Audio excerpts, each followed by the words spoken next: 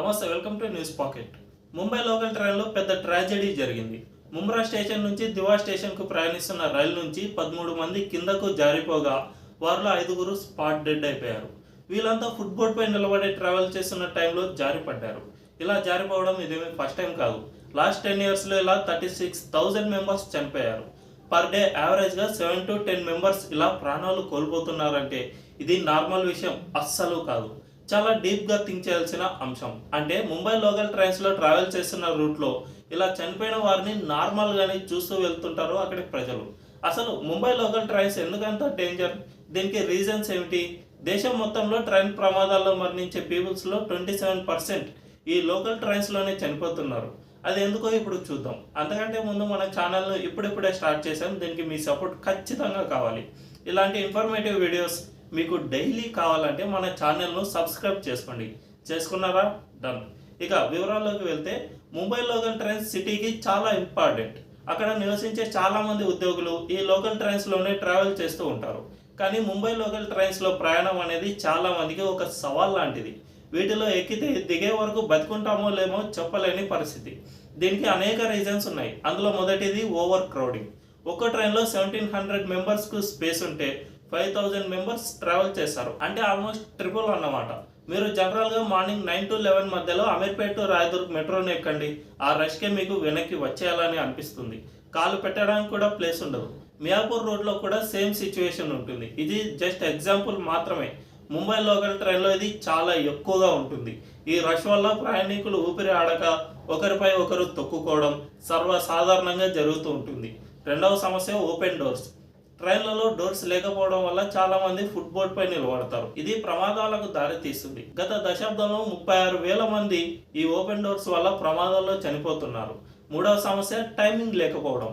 Train సరిగా టైంకు రాకపోవడం, లేట్గా రావడం, సరైన ఇన్ఫర్మేషన్ లేకపోవడం వల్ల కొత్తగా వచ్చిన వారు కన్ఫ్యూజ్ అవుతున్నారు. స్టేషన్లలో సరైన సైన్ బోర్డులు లేకపోవడం, ప్లాట్ఫామ్లకు సరైన దిశానిర్దేశం లేకపోవడం కూడా పెద్ద సమస్యగా మారుతుంది. ఈ సమస్యలకు ప్రధాన కారణం ముంబై నగరంలో పెరిగిపోతున్న జనాభా. 2 కోట్లకు పైగా జనాభా ఉన్న ముంబైలో రోజు 75 లక్షల మంది ఈ లోకల్ ట్రైన్స్లో ప్రయాణిస్తారు. ఇంతమంది ట్రావెల్ చేసేందుకు ముంబై లోకల్ ట్రైన్ సిస్టమ్ సరిపోవడం లేదు. రెండవది ఇన్ఫ్రాస్ట్రక్చర్ అప్గ్రేడ్ లేకపోవడం. లాస్ట్ 10 yearsలో ట్రైన్ సర్వీసుల సంఖ్య 6.5 మిలియన్ నుండి 8 మిలియన్లకు పెరిగిన రైళ్ల సంఖ్య, ట్రాక్ విస్తరణ సరిపోవడం లేదు. మూడవ కారణం రైల్వే స్టేట్ గవర్నమెంట్ మధ్య సమన్వయ లోపం. రైల్వే మంత్రిత్వ శాఖ, రాష్ట్ర ప్రభుత్వం, ఇతర శాఖల మధ్య సమన్వయం లేకపోవడం వల్ల అవసరమైన మార్పులు జరగడం లేదు. చివరిగా ప్రయాణికుల అజాగ్రత్త. ఫుట్బోర్డ్పై నిలబడటం, రన్నింగ్ ట్రైన్లో ఎక్కడం వంటివి కూడా ప్రమాదాలకు కారణంగా మారింది. ఈ సమస్యల వల్ల ప్రజలు తీవ్ర ఇబ్బందులు ఎదుర్కొంటున్నారు. రద్దీ వల్ల ప్రయాణం ఒత్తిడిగా మారుతోంది. ఇది శారీరక, మానసిక ఒత్తిడికి దారి తీస్తోంది. ఓపెన్ డోర్స్ వల్ల ప్రతిరోజు సగటున 7 నుంచి 10 మంది ప్రాణాలు కోల్పోతున్నారు. 2022లో 4,677 మంది ట్రైన్ ప్రమాదాల్లో చనిపోయారు.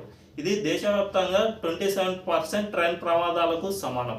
సరైన టైంకు ట్రైన్ రాకపోవడం వల్ల ఉద్యోగులు, విద్యార్థులు తమ డెస్టినేషన్కు సరైన టైంలో వెళ్ళలేకపోతున్నారు. ఇది వారి జాబ్కు ప్రాబ్లంగా మారుతోంది. స్టేషన్లలో సరైన సదుపాయాలు లేకపోవడం వల్ల ముఖ్యంగా కొత్త వారు గందరగోళానికి గురవుతున్నారు. ఈ సమస్యలు ముంబై వాసుల లైఫ్ క్వాలిటీని దెబ్బతీస్తున్నాయి. దీంతో ప్రతిరోజు ప్రయాణం ఒక యుద్ధంలా మారింది. ప్రస్తుతం జరిగిన ప్రమాదం వల్ల రైల్వే బోర్డులో ముంబై లోకల్ ట్రైన్స్లో ఆటోమేటిక్ డోర్ క్లోజర్ సిస్టమ్ను అమలు చేయాలని నిర్ణయించింది.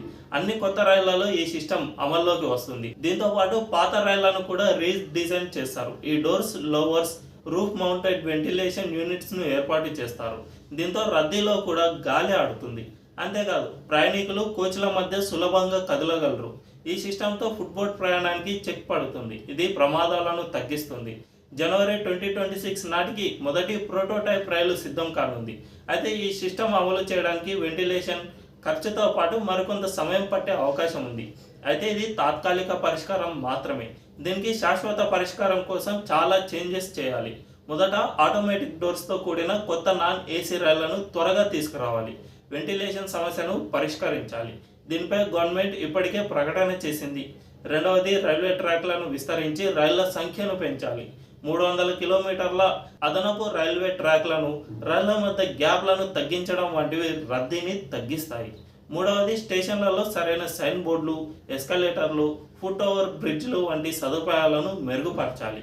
నాలుగవది రైల్వే మరియు రాష్ట్ర ప్రభుత్వాల మధ్య సమన్వయం బలోపేతం చేయాలి. చివరగా ప్రయాణికులలో అవగాహన కల్పించి ఫుట్బోర్డ్ ప్రయాణం, రన్నింగ్ ట్రైన్లో ఎక్కడం వంటివి అలవాట్లను నిరోధించాలి.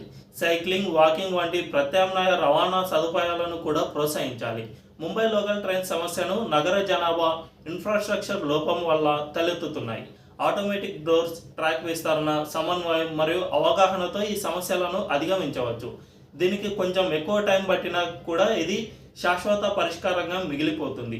ముంబై వాసులకు సురక్షిత, సౌకర్యవంతమైన ప్రయాణ అనుభవం అందించడానికి అందరూ కలిసి పనిచేయాలి.